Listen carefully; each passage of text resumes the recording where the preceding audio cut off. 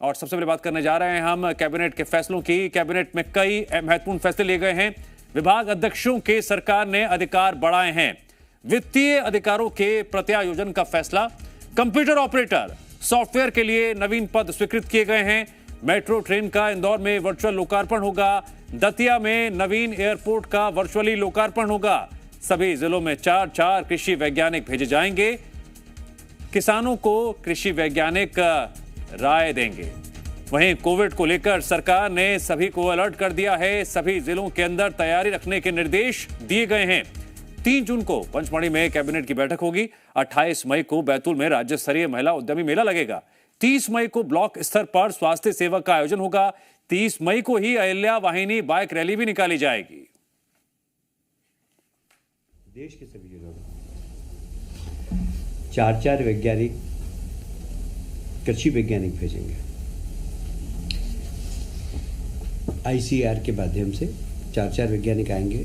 जिले की soil test, जिले का मौसम, जिले में कौन सी फसल अनुकूल है, इसके बारे में वे किसानों के साथ बैठकर अपनी राय देंगे। प्रशासन को भी एक रिपोर्ट प्रस्तुत करेंगे।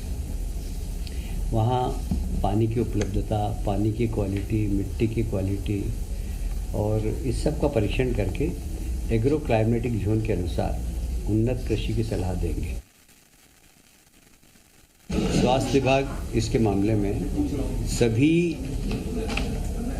जिलों के अंदर जो तैयारी करना चाहिए कोविड की, क्योंकि कोविड अब एकदम कोविड के अब हम सब लोग आदी हो गए मतलब, इसलिए जो तैयारी करना चाहिए सबको तैयारी करने के निर्देश दे दिए गए। 27 मई को संपूर्ण मध्य प्रदेश में और निजी महाविद्यालयों में भी, महाविद्यालय सभी शासकीय महाविद्यालय, सभी निजी विद्यालय में देवी अहिल्याबाई जीवन और दर्शन विषय पर चित्रकला, निबंध प्रतियोगिता एवं भाषण प्रतियोगिता का आयोजन करने के निर्देश दिए गए हैं। 28 मई को जिला बैतूल में राज्य स्तरीय महिला उद्यमी मेले का भी आयोजन कर रहे हैं हम लोग। ऐसे 29 मई को सभी जिलों में भी कहा गया, पर विशेष रूप से छतरपुर में महिला स्वास्थ्य शिविर का आयोजन है। बाकी भी प्रदेश में कहा गया है कि अभी जहाँ जहाँ संभव हो सके महिलाओं के स्वास्थ्य शिविर लगाकर महिलाओं के स्वास्थ्य के देश के सभी जिलों में 4 वैज्ञानिक कृषि वैज्ञानिक भेजेंगे। कुछ अधिकारों में वृद्धि की गई है, कुछ डेलीगेटेड। कुल मिलाकर इसका उद्देश्य है कि वित्तीय अधिकारों का विकेंद्रीकरण, और ये विकेंद्रीकरण की दिशा में एक बड़ा महत्वपूर्ण निर्णय है। इसमें विभागाध्यक्षों को अधिकार भी बढ़ाए गए हैं और साथ ही जो अनुपयोगी प्रावधान थे वो निकाल दिए गए हैं। कुल मिलाकर अधिकारों का विकेंद्रीकरण किया गया है, प्रक्रिया का सरलीकरण किया गया है। हम ईज़ ऑफ डूइंग वर्क उद्योग के लिए कहते हैं, ईज़ ऑफ डूइंग वर्क सरकार के अंदर भी हो, इसका प्रयास है। और कैबिनेट ने जो फैसले लिए हैं उससे जुड़ी अहम जानकारी हेडलाइंस एक बार फिर से आपको हम बता देते हैं। विभाग अध्यक्षों के अधिकार बढ़ाए गए हैं। वित्तीय अधिकारों के प्रत्यायोजन का फैसला लिया गया है। कंप्यूटर ऑपरेटर सॉफ्टवेयर के लिए नवीन पद स्वीकृत किए गए हैं। मेट्रो ट्रेन का इंदौर में वर्चुअल लोकार्पण होगा।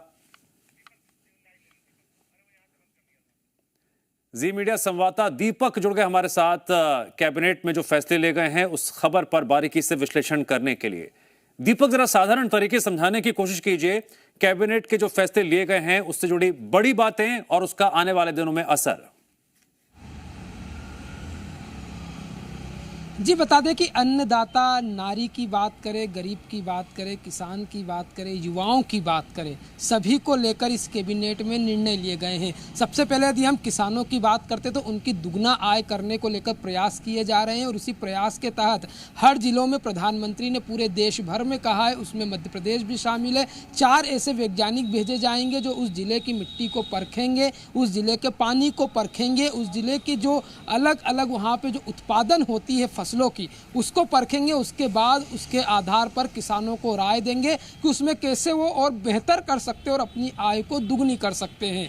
इसको लेकर यह एक नया अभियान चलाया जाएगा। इसके अलावा यदि हम नारी की बात करते हैं तो देवी अहिल्या की 300वीं जयंती मनाई जा रही है। इस अवसर पर अलग अलग जिलों में अलग अलग प्रोग्राम किए जाएंगे। महिलाओं में बढ़ते ब्रेस्ट कैंसर को लेकर ये बड़ी एक पहल की जाएगी। उन महिलाओं को चिन्हित करना है, इसको लेकर डॉक्टर्स की टीम जो मैदानी अमले में उतरेगी और महिलाओं को चिन्हित करेगी। इसके लिए महिलाओं को लेकर बैतूल में मेला लगाया जाएगा। जो अहिल्या वाहिनी सेना है वह पूरे प्रदेश में वाहन रैली निकालेगी। देश के प्रधानमंत्री स्वयं यहाँ इकट्ठा होंगे और 2 लाख महिलाओं को जो है नई सौगातें देते हुए नजर आएंगे। तो महिला सशक्तिकरण की बात कर ली। हम युवाओं की बात करते हैं तो जो वित्त की यदि हम बात करते हैं जो नई पॉलिसी के तहत, तो युवाओं को जो नया जो रोजगार सृजन के लिए जो अभी यहाँ पर नरसिंहपुर में किसान मेला चल रहा है उसमें करीब 6000 युवाओं को रोजगार देने की संभावनाएं सृजित हुई है। उसके अलावा जो अलग अलग डिपार्टमेंट्स हैं